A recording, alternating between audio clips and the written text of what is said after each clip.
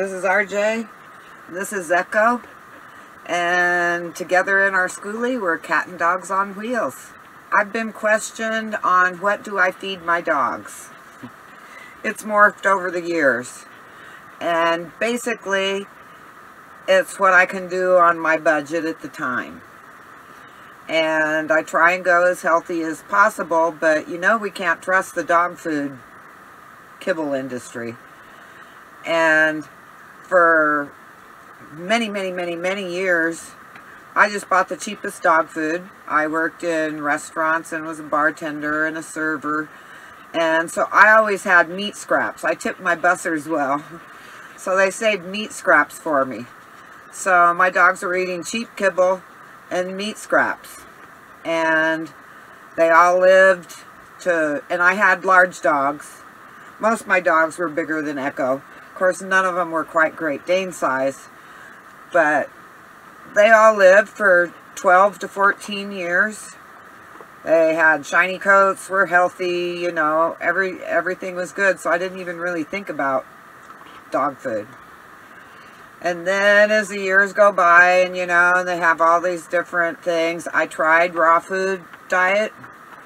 It was gross and I don't know, it was, well, it started getting really expensive. Now it would be insane with the price of meat. But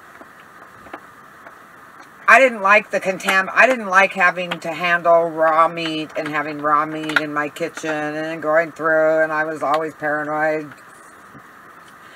And there's a possibility of bacteria in the raw meat that's going to also make your dog sick. So the raw meat phase didn't last very long with me. I bought as good a dog food as I could afford.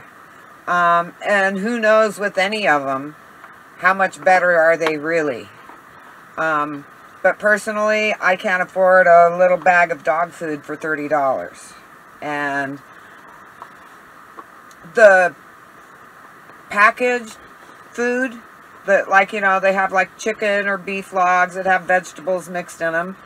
You can't tell me those don't have preservatives in them up the yin-yang. So, because they have a decent shelf life in the refrigerator.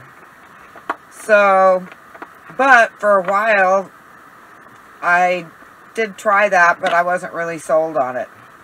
Now, Great Danes always tend to have looser bowels. So with RJ, no matter what I'm feeding him, I always feed him pumpkin too. And the pumpkin helps keep his bowels firm. But right now, I've gone up a little in my quality of dog food, so they say. And I'm feeding Rachel Ray. I am trying to feed less kibble and more fresh vegetables. So what I've been doing, but you don't want to just totally suddenly throw your dogs off track with a new diet.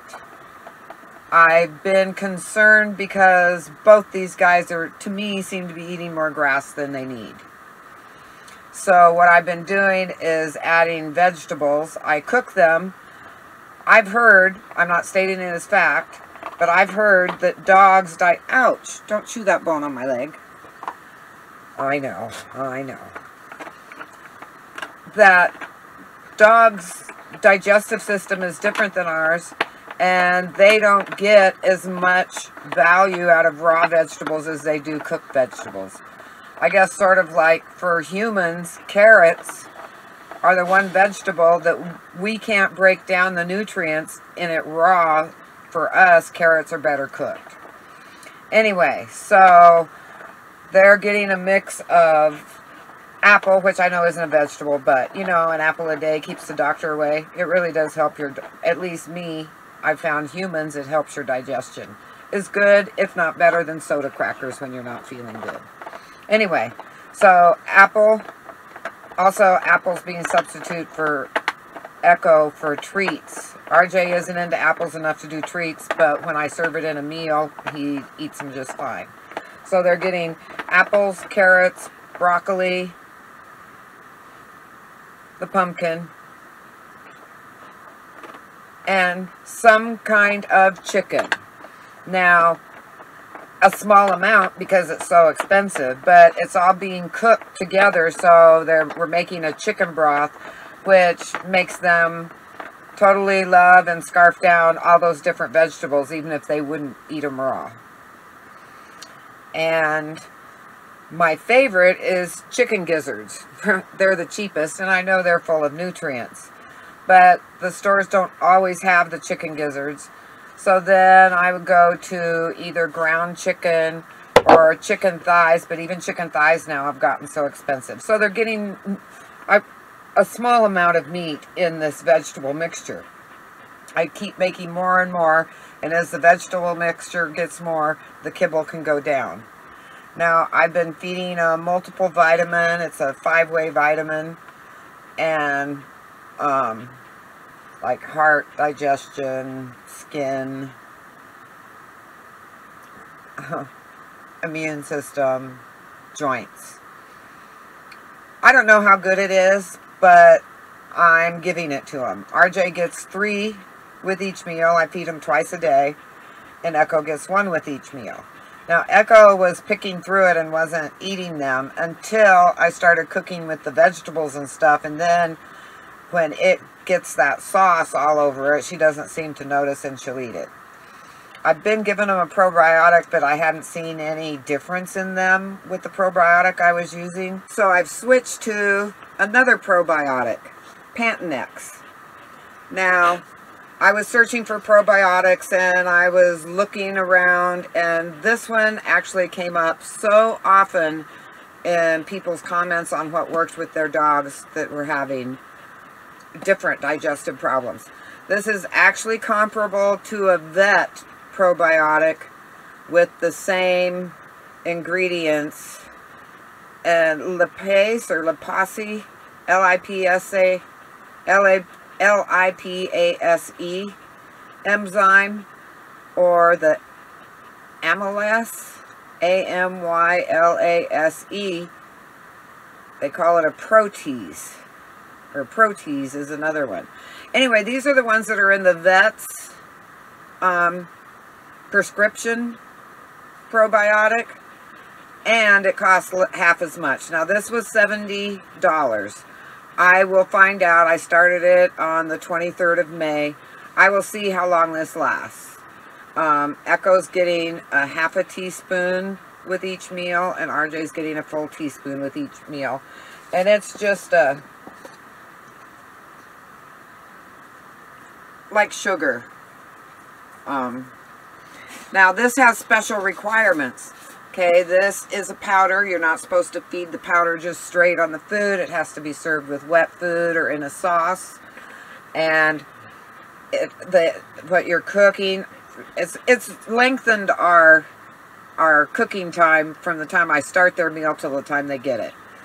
Because the food has to come down to like room temperature, and then you mix the powder in, and then you have to wait 15 minutes before giving it to them. So,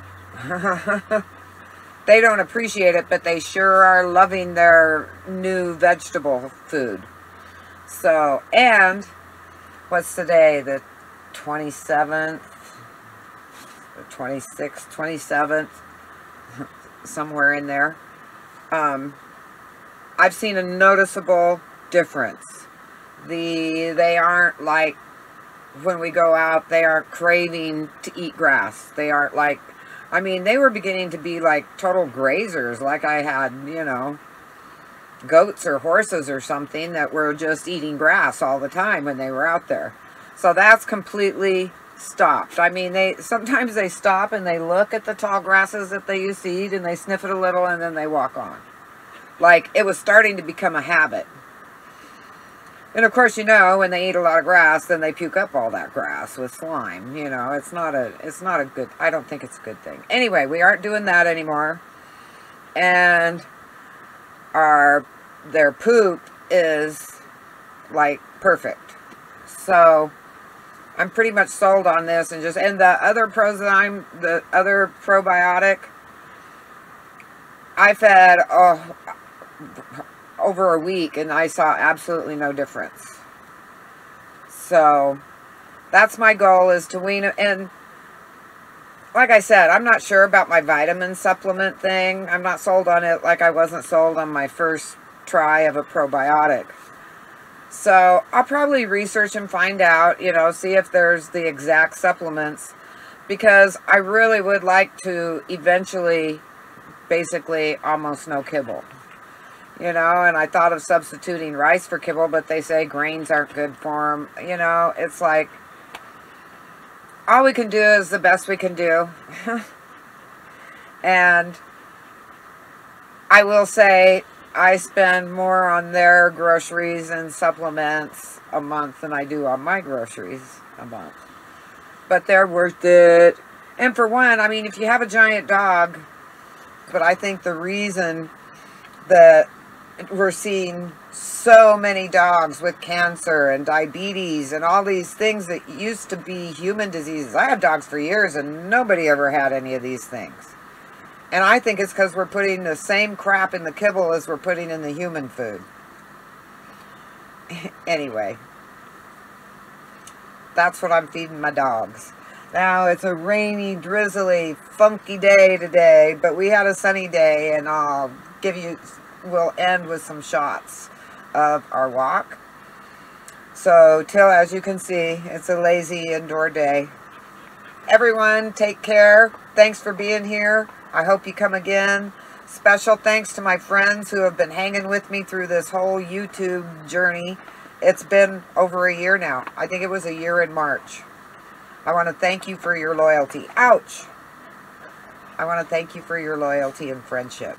And if you're new to the channel, welcome, and I hope to see you again.